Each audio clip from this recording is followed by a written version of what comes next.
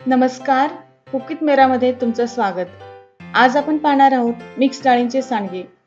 तर मिक्स डाळींचे सांडगे माझ्या चॅनलचे व्ह्यूअर शशिकला माने यांच्या रिक्वेस्टवरून मी बनवत आहे. तर याकरता लागेल 1 कप वाटाणा किंवा मटार डाळ, 1 कप तूर डाळ, 1 कप मूग डाळ, अर्धा कप हरभरा डाळ, पाव कप मसूर डाळ आणि पाव कपापेक्षा थोडी कमी उडीद डाळ. तर सगळ्यात आधी एका छोट्या मिक्सरच्या भांड्यात एक एक करून डाळ टाकून घ्या आणि डाळ रवा वाटून घ्या. या ठिकाणी पीठ चाळून घेण्याची आवश्यकता नाहीये. उडीद डाळ ही पाव कपापेक्षा थोडी कमीच वापरावी. यामुळे सांडग्याचं पीठ मर्यादित चिकट होईल आणि सांडगे टाकताना डिफिकल्ट नाही जाणार.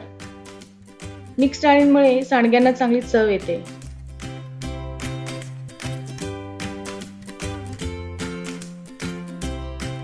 आणि सगळ्यात शेवटी उडीद डाळ आणि मसूर डाळ एकत्र करून ती वाटून घ्या. आता या पिठात लसणाची चटणी करून ती मिक्स करणार आहोत. तर लसणाची चटणी करता लागेल 1 वाटी साधं लाल तिखट, अर्धी वाटी सुकं खोबरं, अर्धा कप लसणाच्या पाकळ्या, 3 इंच आलं आणि थोडी कोथिंबीर. या सर्वांचा वापर आपण लसणाची चटणी करता करणार आहोत. त्याचबरोबर लागेल पाव चमचा हिंग, 1 चमचा हळद पावडर, 1 चमचा धने आणि 1 चमचा जिरे. सर्वप्रथम धने, जिरे आणि हिंग याची पावडर करावी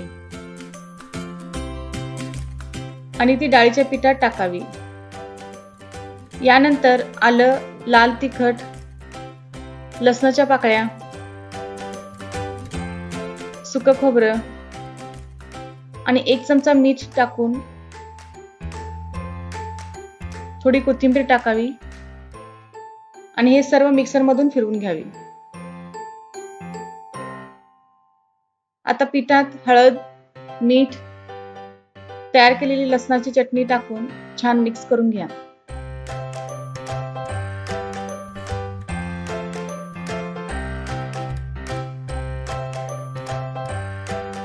आता याच्यात लागेल तेवढे पाणी टाकून पीठ मळून घ्या. एक लक्षात घ्या की पाणी एकदम न घालता ते थोडे थोडे करूनच पीठ मळून घ्या.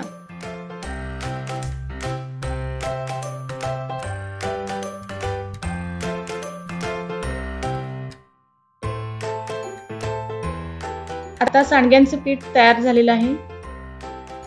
आता सांडगे करायला घ्या. घरातील सर्वात मोठी प्लेटचा वापर करा किंवा तुम्ही स्वच्छ सुती कपड्यावर देखील सांडगे टाकू शकता. सांडगे टाकताना आधी थोडे तयार पीठ हातात घेऊन ते बोटांपर्यंत आणावे आणि त्यानंतर अंगठा आणि मधले बोट वापरून एक एक सांडगे टाकून घ्या. 1-2 वेळा प्रॅक्टिस केल्यानंतर तुम्हाला येऊन जाईल. आणि तरीही अवघड जात असेल तर थोडे पीठ घेऊन लांबट पातळ रोल करून घ्या आणि त्याला सुरीने छोटे छोटे पीसेस मध्ये कट करून घ्या. आपले सांडगे तयार आहेत. हे तयार सांडगे 2 ते 3 दिवस उन्हात चांगले वाळून घ्या आणि एका हवाबंद डब्यात भरून वर्षभर वापर करा. तर उन्हाळा संपायच्या आत हे सांडगे तुम्ही नक्की ट्राय करून पहा आणि आवडल्यास लाईक, कमेंट आणि शेअर करायला विसरू नका. तुमच्या काही सजेशन्स असतील तर त्याही कमेंट्सद्वारे नक्की कळवा. पुन्हा भेटणार आहोत अशाच एका रेसिपी सोबत. तोपर्यंत धन्यवाद.